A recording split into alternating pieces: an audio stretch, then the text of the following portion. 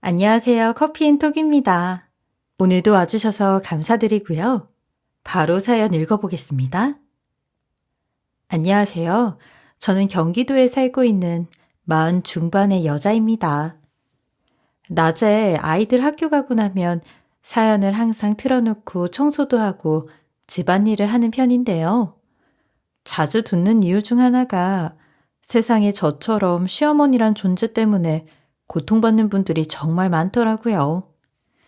어느 때는 우리 시어머니 같은 인간이 또 없다는 생각이 들다가 사연을 들으면 이상하게 그들보단 또 제가 처한 상황이 조금 낫다 싶은 마음이 들기도 해 위로가 돼서 자주 듣곤 했어요.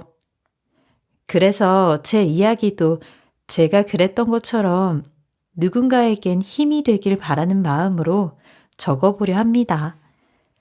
저는 결혼하고서부터 하루에도 수백 번 결혼과 이혼을 생각하며 살았던 사람이에요.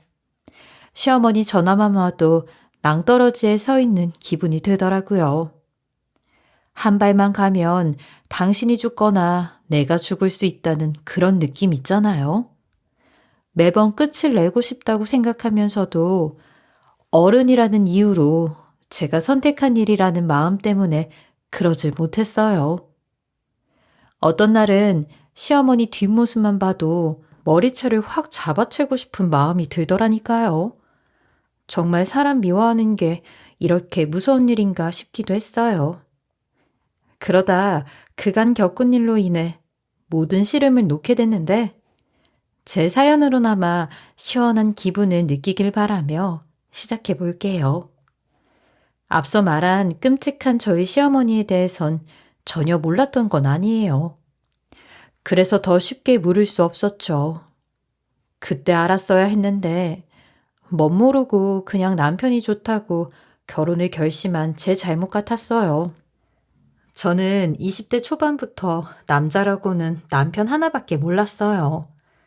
남편과 연애만 5년을 했는데 그때까지도 남편은 가족에 대해선 어떠한 말도 한 적이 없었어요. 속으로 이 사람 가족사에 뭔가가 있구나 느꼈죠. 그래서인지 본인이 먼저 말을 꺼내기 전까진 제가 꼬치꼬치 묻기도 좀 어렵더라고요. 왜 사람이 연애하다 보면 아주 사소한 부분까지도 나누게 되기 마련이잖아요. 부모님부터 형제 이야기까지 안 할래야 안 할 수가 없는데 그런데도 남편은 항상 묵묵부답이었죠. 그러다가 저에게 선보라는 권유가 많이 들어오자 남편이 눈치를 보면서 불안했는지 먼저 이야기를 꺼내더라고요. 사실 저희 집안 분위기는 남자친구가 생겼다는 순간 집에 데려와서 온 가족이 만나야 하는 분위기라 분명 남편에게 부담이 될 것 같다는 생각이 들어 5년 동안 사귀면서도 계속 비밀로 했었거든요. 집에서 또 선보라고 해? 요즘 들어 자주 그러시네? 온 친척들이 나서는 중이야. 나 노처녀 될까봐 그렇지. 그럼 그냥 만나는 사람 있다고 대충 둘러대지.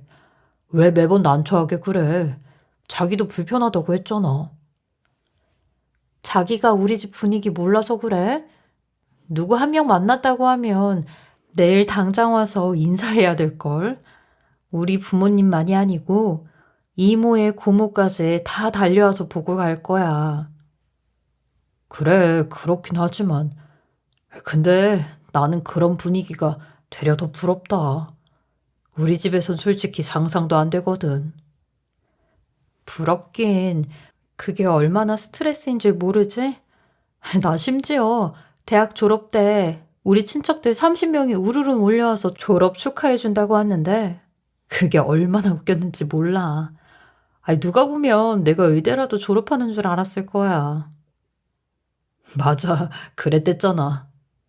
미안해. 내가 계속 시간만 끄는 것 같아서. 근데 그거 알아? 당신 나한테 가족 이야기 한 번 한 적 없어. 그런 사람한테 우리 가족부터 만나라고 하는 게 순서가 아닌 것 같아서 나도 기다린 거야. 나도 당신이 진지하게 나 만나고 있다는 거 알아. 그러니까 믿고 기다린 거고. 나도 알지. 자기가 나 기다려주는 거 알아. 그래서 곧 해야지 하면서도 입이 안 떨어져서 지금까지 온 거야. 그럼 나한테 이번 주까지 시간을 좀 줄래? 그래, 알았어. 근데 자기야, 집에 무슨 큰 문제라도 있어? 그냥 어떻게 보면 단순하고 별거 아닐 수 있는데 자기한텐 우리 부모님 사정 말하는 게 맞을 것 같다는 생각이 들어서 그것까진 속이고 싶진 않아. 부모님 문제야 당신이 저지른 일은 아니잖아. 난 이해해. 그리고 최소한 내가 아는 우리 부모님은 그런 걸로 문제 삼고 흠잡고 늘어질 분은 아니야. 그러니까 걱정 마. 자기가 그렇게 말해주니까 나도 용기가 생긴다. 그렇게 한 주 정도를 기다리자 남편이 저에게 본인 아버지를 만날 준비를 했으면 좋겠다며 힘겹게 말을 꺼내더군요. 우선 아버지부터 만나줄 수 있냐며 아버지께서 따로 보자고 하셨대요. 남편 또한 저한테 괜히 상견례를 2번 치르게 하는 기분이라 미안하다고 했지만 제게 눈치를 보며 부탁하는 얼굴을 보니 알겠다고 했어요. 그때 저희 시부모님은 서류상으로는 이혼을 하진 않으셨지만 5년 전쯤에 시아버지가 혼자 집을 나가신 상태였어요. 시아버지의 가출로 시어머니는 상당한 충격을 받으시고 남편에게도 이제부터 아버지란 사람은 없는 사람으로 생각하자고 했다는데 그래도 남편은 시어머니 몰래 계속 시아버지와는 연락을 하고 살았었대요. 이 사실을 전혀 모르는 시어머니이기 때문에 조심스럽게 시아버지와의 만남을 추진했어요. 남편이 먼저 본인 아버지에게 제 자랑을 엄청 했다는데 제 이야기를 들은 시아버지도 절 꼭 보고 싶다고 하셨대요. 그렇게 저는 얼떨떨한 상태로 혼자 시아버지를 만나게 됐죠.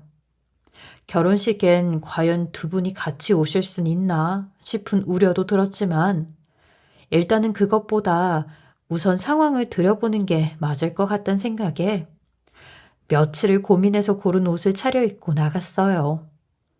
그런데 제 상상과는 다르게 인상만 봐도 편하고 근사한 신사 한 분이 제 앞에 있어 반전이다 싶었어요.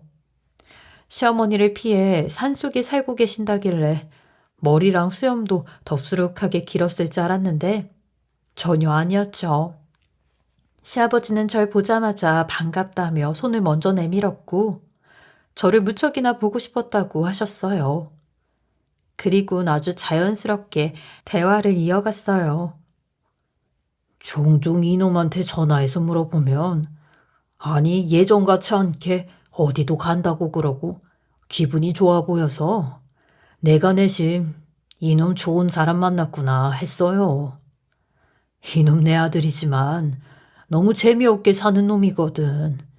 근데 괜찮은 놈이라는 건 알려주고 싶어서 내가 먼저 만나자고 한 거예요. 아, 네, 그러셨어요? 감사합니다. 사실 저는 요 며칠 전에 주호 씨한테 가족 이야기를 처음 들었었어요. 나도 들었어요. 주호가 이제야 말을 했다고. 근데 다시 한번 내 입으로 말하고 싶었어요. 우리 부부 문제니까 우리 주호는 자식이란 이유로 당한 거나 다름없어요. 그러니 그걸로 흠잡아 보거나 나쁘게 안 봐줬으면 해요. 아이, 그럼요. 주호 씨 사람 하나 보고 결혼하는 건데요. 그러더니 본격적으로 집안 이야기와 속 이야기를 해준다며 술을 한 잔 드시는데 엄청 망설이시는 게 보였어요. 저 정도로 망설이면서 할 얘긴가 싶어 저도 약간 겁이 나더라고요. 아니 뭐 드라마에서나 볼 법한 어마무시한 사건이 이 집안에 있었던 건가? 하며 침을 꼴깍 삼키고 시아버지가 하는 이야기에 귀를 기울였어요. 맨 처음으로 꺼낸 얘기는 본인이 배낭 하나 들고 도망쳐 버렸다는 이야기였죠. 시어머니랑 사는 게 너무 괴로웠다며 남편 밑으로 있었던 남동생이 세상을 떠나면서 그게 더 심해졌다고 하는데, 저는 남편의 남동생에 대해서도 처음 듣는 이야기였죠. 외동인 줄만 알았던 사람이 남동생이 하나 있었다고 하더라고요. 그리고 이 이야기는 가족들과 얘기할 때도 절대 입 밖으로 꺼내지 않는 이야기라는데 실족사였다고 하더군요.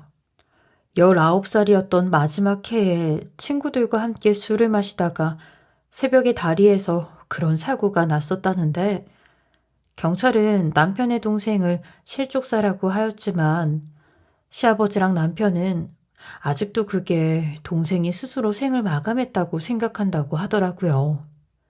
그 전에 한번 그런 적이 있었다고요.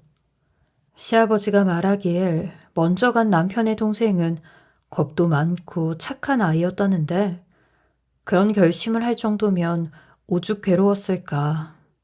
애비로서 땅에는 도저히 못 묻고 본인 가슴에 묻었다고 하시더라고요.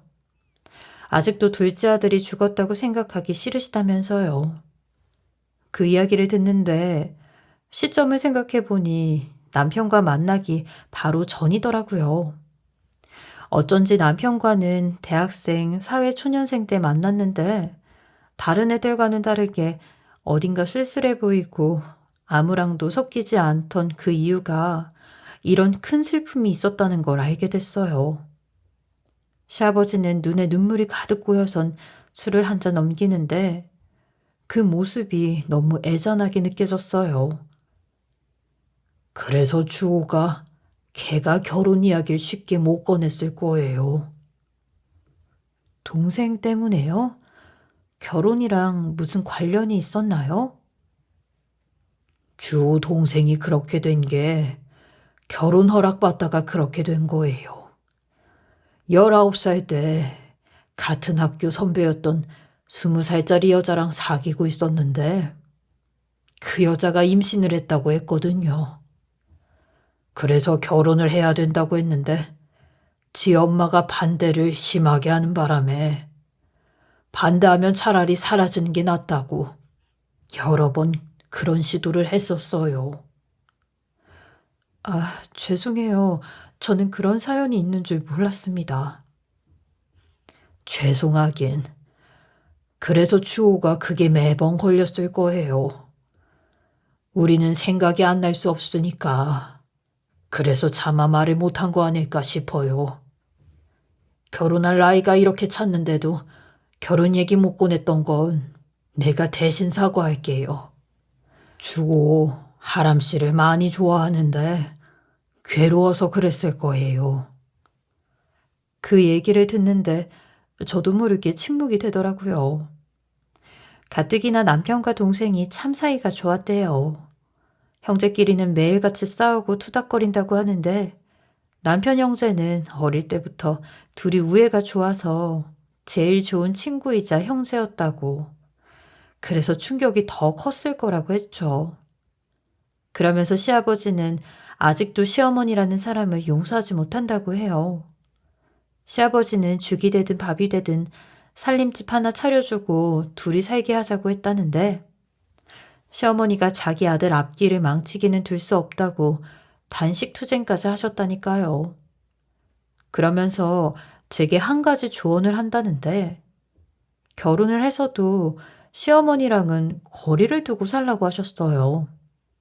시어머니가 원체 욕심이 너무 많은 사람이라 자기가 가진 것보다 항상 더 가지려고 하고 소소하게 살고 그런 걸 모른다고 본인도 사는 내내 너무 힘들었다고 하셨어요.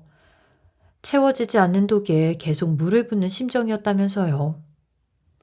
그 사람 욕심이 그렇게 끝도 없다는데 그 말을 해주려고 오늘 따로 만나자고 했다고 하셨죠. 저 또한 그런 시아버지에게 참 어려운 이야기였을 텐데 저를 위해서 시간도 내주셔서 감사하다고 했어요. 솔직히 몰랐던 걸 너무 한 번에 많이 듣게 돼서 놀란 마음도 있었는데 왜 모성애라고 하나요? 괜시리 남편이 짠해져서 남편 옆에 더 있어주고 싶다는 생각이 들었어요. 그렇게 시아버지는 살다가 힘든 일이 생기면 주저하지 말고 본인한테 연락하라고 했어요. 아마 결혼식장엔 자기가 못 갈 것 같지만 나중에 남편이랑 셋이 또 이렇게 만나자고 했죠. 저는 시아버지와 헤어지고 정말 많은 생각이 들었어요. 시간을 돌릴 수 있다면 연애전으로 다시 돌아가서 남편이 동생을 잃고 괴로워하던 그때 제가 어깨라도 토닥여주고 싶단 생각이요.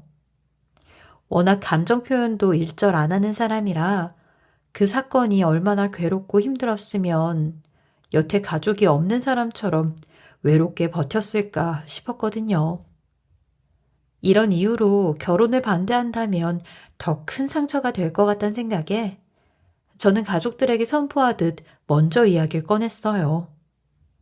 그리고 시아버지에게 들은 이야기도 전부 다 꺼냈는데 저의 담담한 태도에 부모님은 조금 놀란 눈치였어요. 하지만 이내 수락을 해주셨죠. 내가 아는 건 다 얘기한 거예요. 혹시라도 반대하고 싶은 거 있으면 미리 하세요. 괜히 그 사람 집에 불러다 같은 일로 또 상처 주고 싶지 않으니까. 대체 언제부터 만났던 거야? 나는 그게 더 놀랍네.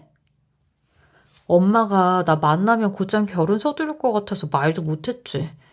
이모들이며 고모들까지 또 우르르 올 게 뻔해서. 그래도 아빠는 네 남편 될 사람 만나서 그거 하나 물으면 안 되냐? 내 딸을 정말로 사랑하냐고. 아빠는 그 대답만 시원하게 하면 됐어. 예전에 무슨 일이 있었건 그게 뭐가 중요해. 과거일 뿐인데. 지금 너 좋아하는 그 마음으로 잘 살겠다고 하면 됐지. 그리고 당신도 다른 말은 할 생각하지 마. 괜히 가족들한테 다 연락해서 이상한 이야기 묻지 말라고 하고. 알았어? 그렇게 우리 집에선 미리 남편에 대한 실수가 없도록 아주 단단히 준비를 했어요.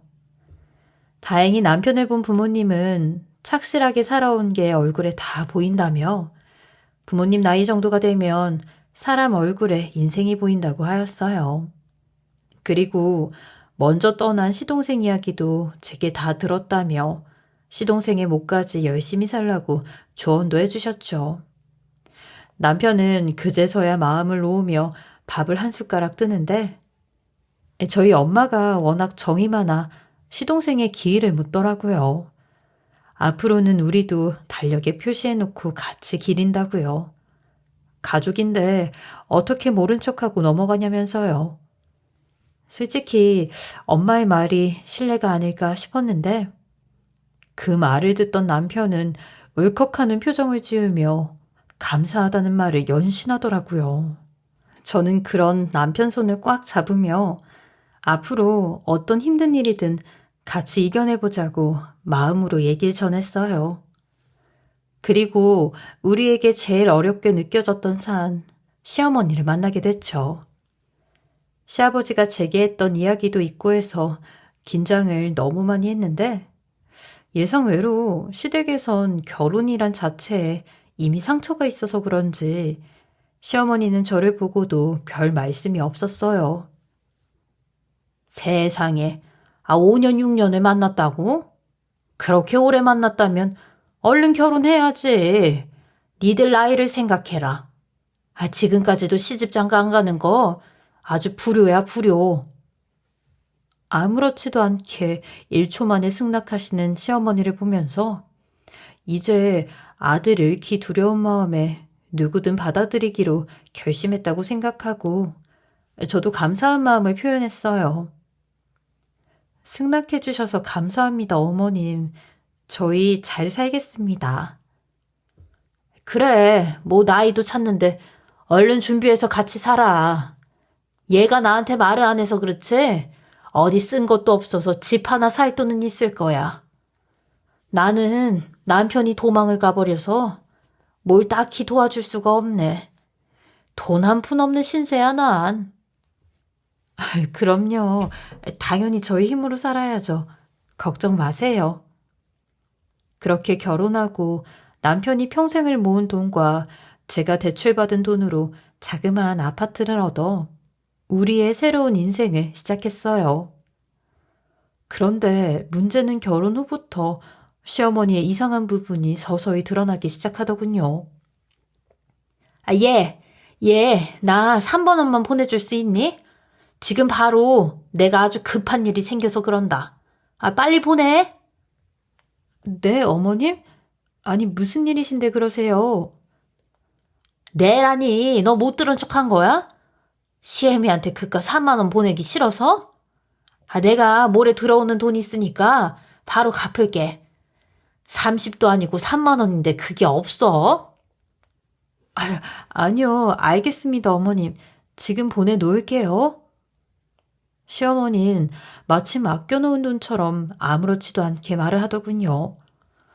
그렇게 점점 저에게 돈을 빌려가는 날이 많아지기 시작했는데, 그리 큰 돈도 아니고 작게는 5천 원, 많게는 5만 원씩 가랑비에 옷 젖듯 조금씩 돈을 빌려가기 시작했어요. 근데 이게 또 참 애매한 액수인 게 5천 원, 3만 원인 돈이 없다고 하기도 어렵고 줄 수밖에 없는 상황이었어요. 그러다 보니 점점 시어머니와의 관계가 불안해지기 시작했죠.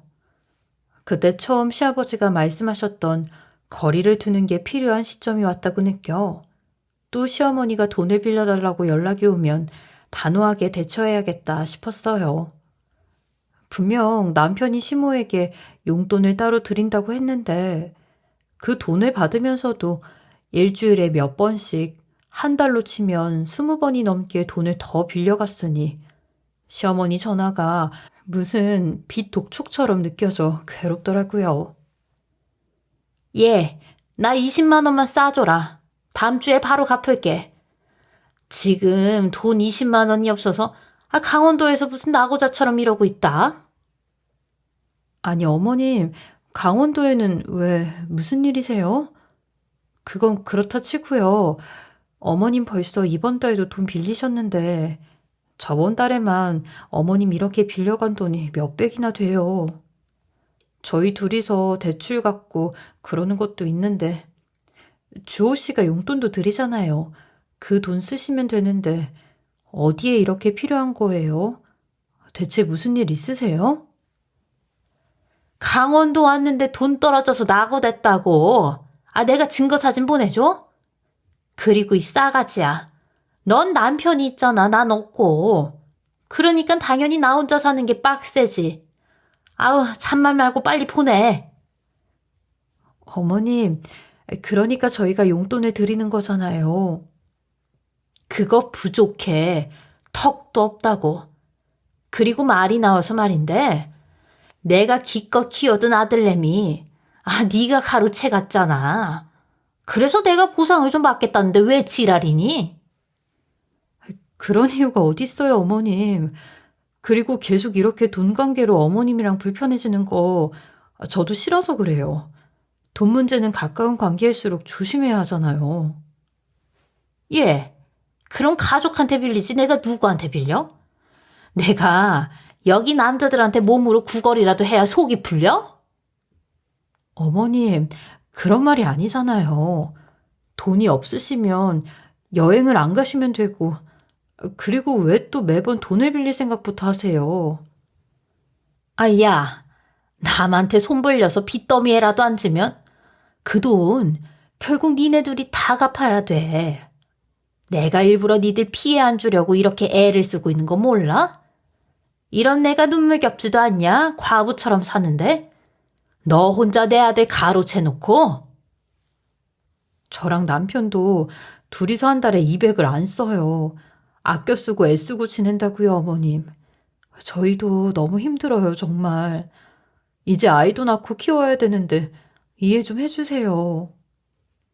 그럼 용돈 1,000만 원씩 줘. 그럼 안 빌릴게. 어머님, 그런 억지가 어딨어요. 저희한테 그런 돈이나 있어요? 저희 사는 거 뻔히 아시면서 어떻게 그런 말씀을 하세요? 있으면서 안 드리는 게 아니잖아요. 웃기고 있네. 니들 둘이 월급 합치면 700~800은 벌잖아. 그리고 난 아들 잃고 남편 잃고 혼자 사는데 나는 네가 같은 여자라 이해해 줄 줄 알았다. 근데 결국 너도 남이야. 결혼 전에는 뭐 잘하겠다는 말은 다 구라고. 남편 월급 쥐고 CM이도 협박하는 독한 년이야 너는.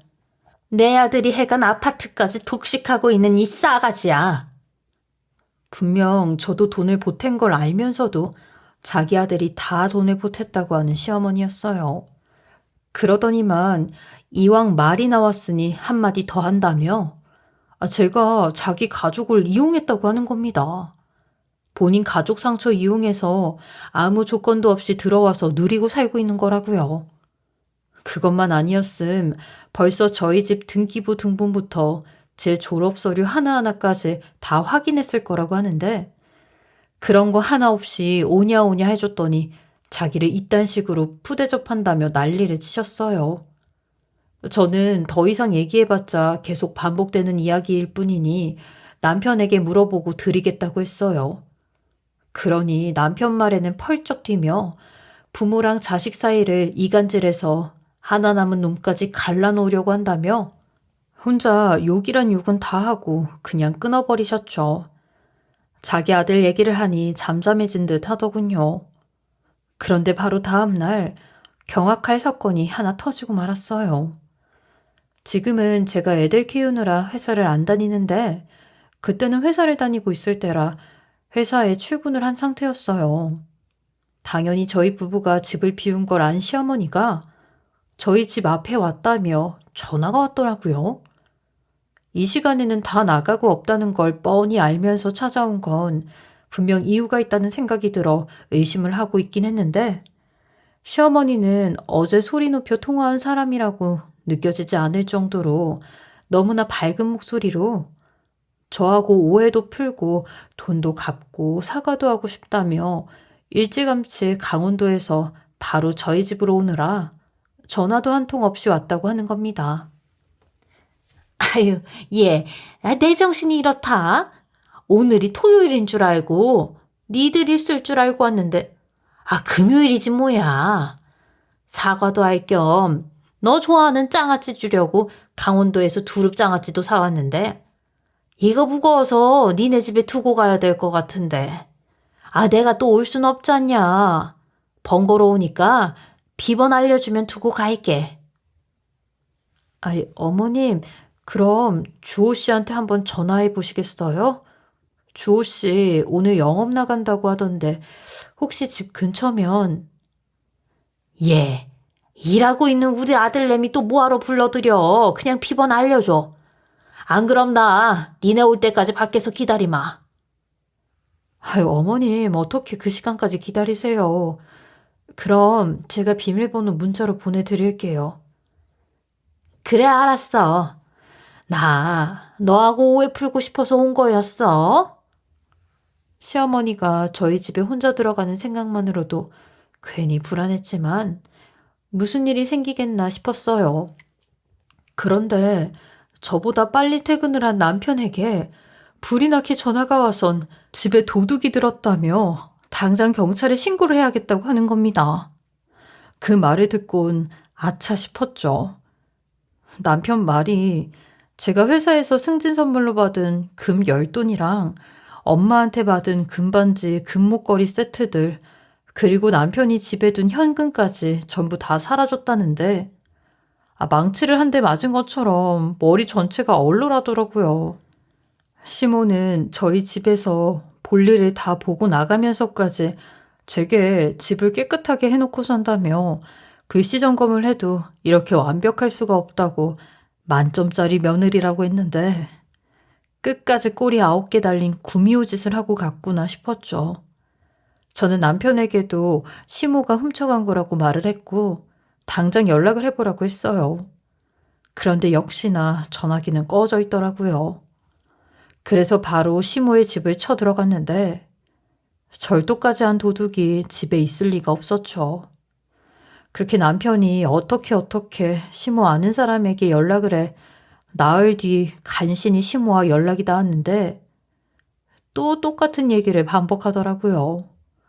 돈이 정말 필요했다며 딱 2주만 있으면 돈 들어올 곳이 있다고 자기가 설마 아들 며느리 돈 떼먹고 도망가겠냐고 자기는 시아버지랑 종족이 다른 인간이라고 하는데 진짜 웃기지도 않았어요. 저는 그런 남편의 핸드폰을 빼서 시어머니에게 아주 못을 박듯 단도리를 쳤어요. 내일 당장 그 금품들이랑 돈 가지고 오지 않으면 절도로 신고를 할 거라고요. 그 연세에 빵에 들어가서 콩밥 드시지 않으려면 나타나는 게 좋을 거라고요. 그러니 제게 악다구니를 하며 시어머니한테 못하는 말이 없다고 대답도 안 하고 전화를 그냥 끊어버리는데 전화를 끊자마자 남편이 오열을 하기 시작하더군요. 왜 우는 거냐고 울고 싶은 건 나라고 했는데 아무리 물어봐도 대답을 안 하다가 한 1시간을 넘게 울던 남편이 다 울고 난 뒤 기진맥진하며 말을 꺼냈어요. 나 그때 위 검진 받은 거 있잖아. 그거 수술해야 된다네. 뭐? 무슨 수술? 뭔데? 어디가 안 좋은 거랐는데? 큰 병원 가서 알아보라고 해서 며칠 전에 대학병원 가서 봤는데 암이래, 위암. 그래도 빨리 발견해서 수술하면 된다고. 걱정할 건 아니라고. 당장 입원하라고 그러네. 그럼 바로 나한테 얘기를 했어야지. 왜 말을 안 했어? 엄마가 저러고 있는데 내가 어떻게 얘기를 해. 내가 당신한테 무슨 면목이 있다고. 거기에 수술비까지 드는데. 지금 돈이 문제야? 암이면 하루빨리 수술을 해야지. 연락이 안 되는 시모와 답답한 남편, 그리고 이런 상황까지 너무 속이 상해 저도 모르게 아픈 남편에게 큰 소리를 치고 말았어요. 그동안 둘이 빠듯하게 벌어 살면서 대출금 갚고 카드값 갚으면 고작 저금하는 돈이라곤 몇십만 원이 전부인데 나중에 큰돈 들어갈 일이 있으면 갖다 팔아야 할 금품들을 시모에게 다 도둑맞았으니 남편의 수술비를 하려고 비상금 통장을 봐도 잔고는 겨우 300만 원이 전부더라고요. 저는 되려 이 상황을 역으로 이용해서 시모에게 남편의 암 소식을 알려 돈과 금품들을 가지고 오라고 연락을 해야겠다 싶었어요. 그래도 남도 아닌 아들이 지금 수술할 돈이 모자라 아둥바둥 한다는데 당연히 돌려줄 거란 생각을 하고 곧장 시모 집 앞에서 잠복을 하며 시모를 기다렸다 덮쳤어요. 그리곤 저희 집으로 끌고 와 남편의 상황을 얘기했죠. 당신 아들 지금 수술 받지 못하면 큰일 난다고. 당장 가지고 오겠다고 한 돈들이랑 물건들 가지고 오라고 했어요. 그러니 시모가 자기가 언제 가지고 오겠다고 약속을 했냐며 갑자기 그 많은 돈이 어떻게 생기냐고 하늘에서 떨어지냐며 자기가 무슨 사업을 하는 사람도 아니고 평범한 주부 아니냐고 소리를 꽥 지르는 겁니다. 그런 시모의 태도에 저도 너무 열이 받아 시모보다 더 크게 소리를 지르며 당신 아들 수술비라고 당신 아들 다 죽게 생겼다고 난리를 쳤어요. 그러니 하는 말이 니네 신혼이라 대출받으면 이자도 싸니까 대출받아서 수술비를 보태라고 하는 겁니다. 만약 그 말만 했으면 저도 뚜껑이 덜 열렸을 텐데 그 말 끝에 요즘 의학이 잘 발달돼서 위암 초기로 안 죽는다고 말기암 환자도 아닌데 뭘 그렇게 유난을 떠냐고 하는 겁니다. 자기 언니는 대장암 3기였는데도 아직도 잘만 살고 있다면서요. 저는 그런 시어머니 얼굴을 경멸하듯 쳐다보며 어머님 아들이라고요. 어머님 아들이 암에 걸렸다고요. 남이 아니라. 주호 씨, 어머님 아들 아니에요? 딴 여자애예요? 아니 어떻게 자식이 아프다는데 말을 그런 식으로 할 수 있으세요? 어떻게 본인만 아시냐고요. 어머님, 그 돈들 다 어디다 쓰신 건데요? 남자한테 갖다 주셨어요? 아님 노름을 하셨어요? 대체 그 돈들 어디다 썼길래 이렇게 돈이 없다고 하시냐고요. 어머님이 이 모양이니까 아버님도 어머님을 떠나고 시동생도 어머님을 떠난 거예요. 이제 하나 남은 아들마저 떠나보내시려고 아주 작정을 하셨어요? 얼른 돈 가져오세요. 물론 저도 말을 가려가며 했어야 됐는데 그때는 성질이 나서 도를 지나치는 말까지 했어요. 그러니 제 말이 끝나자마자 시어머니도 제게 손을 올렸고 씩씩거리며 바보 같은 놈이 이딴 년을 지 와이프라고 데리고 왔어. 너 어디 말을 그따위로 해. 넌 부모 형제도 없어, 이 후레야? 빨리 돈 주세요. 후레고 뭐고 어머님이 뭐라고 해도 저는 어머님한테 돈 받아낼 테니까 돈 달라고요. 그러자 시어머니가 지갑에서 10원짜리를 던져주며 이것밖에 없으니 이거라도 가져가라고 하는데 그 모습에 남편이 시어머니 옷을 잡아 질질 끌고 나가며 시어머니가 제게 한 행동과 말에 남편도 순간 사람이 딱 돌더라고요. 시어머니는 그런 남편에게 여자 잘못 만나 부모한테 몹쓸 짓을 한다며 자식이 부모를 해친다고 집이 떠나갈 듯 소리를 치고 이웃 주민들한테 당장 경찰에 신고해달라며 난리를 치는데 이웃들의 신고로 진짜 경찰까지 와서 저랑 남편이랑 훈방 조치까지 받았어요. 이 소식에 결국 시아버지는 산에서 내려오시게 되었고 결혼하고 3년 만에 시부모님과 한자리에 모이게 되었는데 시아버지는 시어머니에게 이혼 서류를 던졌고 시어머니는 절대로 그냥 이혼은 하지 않을 거라며 가진 재산을 다 내놓으라고 하셨어요. 시아버지 앞으로 2,000평이 넘는 땅이 하나 있었거든요. 근데 그 땅은 시아버지가 본인 아버지한테 상속을 받은 땅이라고 했어요. 시모는 그거 당장 팔아서 절반 내놓으라고 했는데 시아버지가 딱 한마디를 하시더군요. 원래 상속은 이혼할 때 재산 분할 안 되네, 이 사람아. 내가 상속받은 거지 당신이 받은 거야? 그 땅은 엄연히 내 개인 재산이라고. 난 그 땅 팔아서 주호랑 며느리한테 상속할 거고 당신한테는 1원 한 푼도 안 가게 만들 거야. 그 말을 듣곤 시아버지는 다 계획이 있구나 싶었어요. 시어머니는 뒤로 나자빠지며 절대 그렇게 안 될 거라고 자기가 무슨 수를 써서라도 다 가지고 올 거라고 했는데 시어머니도 나름 여기저기로 변호사 상담을 받으러 다녔는지 하나같이 돌아오는 말들은 상속은 재산 분할 대상이 되지 않는다는 말이었죠. 그렇게 시어머니는 8개월 넘는 이혼 소송을 통해 시아버지에게 단 1원 한 푼도 가지고 오지 못했고 저희는 그런 시모와도 영영 연을 끊을 수 있었어요. 시어머니가 저희에게 갈취해간 그 돈들과 금품들은 돌려받지 못했지만 영영 연을 끊은 걸로 큰 액땜을 했다 생각했어요. 맘 같아선 이런 도둑 시모를 신고하고 싶었지만 형사소송법으로 자기 부모는 신고를 할 수 없다고 하더라고요. 그래서 안타깝게 신고는 하지 못했죠. 하지만 저희 부부는 시아버지가 파신 땅으로 자그마치 10억이란 큰 돈을 상속받을 수 있었고 그 돈으로 지금까지도 저희 남편 건강관리 걱정 없이 하며 2아이 낳고 잘 살고 있어요. 그리고 시아버지의 거처도 마련을 해드렸고요. 이런 세월들을 보내며 시모는 몇 번씩이나 연락이 오곤 했는데 저나 남편이나 거들떠보지도 않고 있어요. 결혼 전에 저희 친정아버지가 저희 부부에게 말한 것처럼 우리 부부가 잘 사는 것이 떠난 시동생에게도 그리고 상처받은 시아버지에게도 모든 가족이 편할 수 있는 일이라 생각하며 잘 살아가려고 해요. 그리고 저희 아이들에게도 좋은 부모가 되고자 그 역할도 잘 하려고 하고요. 저희 부부에게 좋지 않았던 모든 것들을 싹둑 잘라냈으니 죽는 날까지 편안한 일들, 좋은 일들만 찾아왔으면 하는 바람입니다.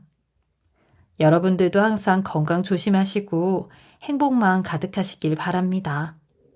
제 이야기 들어주셔서 감사합니다. 지금까지 커피앤톡이었습니다. 오늘도 끝까지 함께 해주셔서 감사하고요. 저는 다음 영상으로 또 찾아뵙겠습니다.